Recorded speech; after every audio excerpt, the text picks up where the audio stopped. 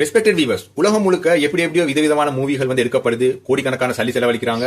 அப்படி செலவழிச்சு எடுத்து வெளியிடக்கூடிய இந்த திரைப்படங்கள் வந்து பார்க்க வந்த நபர்கள், அந்த வெளியீட்டு திரைப்படம் ஒரு மிக சிறந்த ஒரு படமா இருந்தேன்னு சொன்னா, ஒரு சக்சஸ்ஃபுல் மூவியா இருந்தேன்னு சொன்னா, ஒரு நிமிஷம் 2 நிமிஷம் படம் முடிஞ்சதுக்கு பிறகு எலும்பி நின்று கை தட்டி வரவேற்பாங்க, போயிட்டு சேர்ந்துருவாங்க.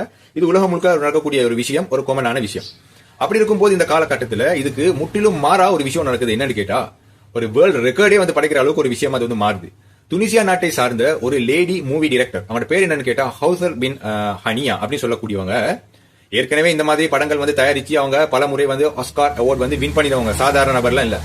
இவங்க என்ன நினைக்கிறாங்கன்னு கேட்டா, இதுதான் உண்மையான அறிவுன்னு சொல்லி நான் நம்புறேன். எப்படின்னு கேட்டா, காலத்தின் கட்டாயத்தை வந்து கருதி, காலத்தின் அவசியத்தை வந்து கருதி, மக்கள் எது உண்மையை வந்து விளங்கிக்கிறணும் அப்படின்றத பொறுப்பு ஒரு டைரக்டருக்கு இருக்கு.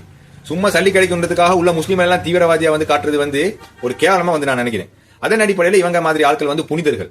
இவங்க என்ன உணர்றாங்கன்னு சொன்னா, பாலஸ்டைன் அப்படின்ற நாட்டுல இவ்வளவு அநியாயம் நடந்துருக்கு அந்த மக்களுக்கு, இதெல்லாம் படம் எடுத்து காட்டுறதுக்கு இங்க யாருமே இல்ல, ஆனா நான் எடுத்து காட்டுவேன் அப்படின்னு சொல்லிட்டு அந்த பாலஸ்டைன்ல நடந்த ஒரு உண்மையான ஒரு சம்பவம், இஸ்ரேல் பயங்கரவாத ராணுவம் எவ்வளவு எல்லாம் அநியாயம் செய்யுது அப்படின்ற ஒரே ஒரு விஷயத்தை நாங்க படம் எடுத்து காட்டுவோம் அப்படின்னு சொல்லிட்டு ஒரு 6 வயசு குழந்தைக்கு நடந்த ஒரு அநியாயத்தை திரைப்படமா உருவாக்கி மக்கள் கண்ணு முன்னாடி கொண்டு வைக்கிறாங்க.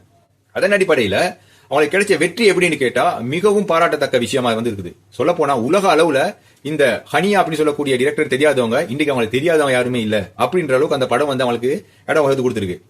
அதே மாதிரி இந்த மாசம் 3ஆம் தேதி இத்தாலியில வெனிஸ் பிலிம் ஃபெஸ்டிவல் வந்து நடத்தப்பட்டுச்சு. அந்த பிலிம் ஃபெஸ்டிவல்ல இவங்களோட மூவிக்கு கிடைச்ச பாராட்டுகள் எப்படின்னு கேட்டா, ஒரு கிராண்ட் ஜூரி பிரைஸ் வந்து இவங்களுக்கு கிடைச்சிருக்கு. அது மட்டும் இல்லாம இந்த படம் ஒரு வேர்ல்ட் ரெக்கார்டை வந்து உருவாக்கி கொடுத்திருக்கு அப்படின்னு சொல்றாங்க. அந்த வேர்ல்ட் ரெக்கார்டு என்னன்னு கேட்டா, இந்த படத்தை வந்து பார்த்தோன்னே, இந்த உண்மை சம்பவத்தை ஒரு 6 வயசு குழந்தைக்கு இஸ்ரேல் ராணுவம் நடத்தின அந்த பயங்கரவாத செயல்கள் அதெல்லாம் பார்த்தோன்னே, இதை பார்த்த மக்கள் வந்து படம் முடிஞ்சோடனே பிபிசியில சொல்றாங்க, கண்கள் செவர்ந்து மூஞ்சனாசமா செக்க செவேரண்டாவி தேம்பி ஆழ்ந்திருக்கக்கூடிய நிலைமையில இந்த படத்தை வந்து பார்த்து முடிச்சாங்க. அந்த கவலையின், அந்த படத்தின் வந்து வெற்றியின் தூரம் எவ்வளவு தூரம் இருந்துச்சுன்னு சொன்னா, படம் முடிஞ்சதுக்கு போறோம் எல்லாருமே உடனே எழுந்தி நின்று 1 நிமிஷம் 2 நிமிஷம் இல்ல, கிட்டத்தட்ட 23 நிமிஷம் நிப்பாட்டாம மிகவும் பயங்கரமா கைத்தட்டி வரவேற்று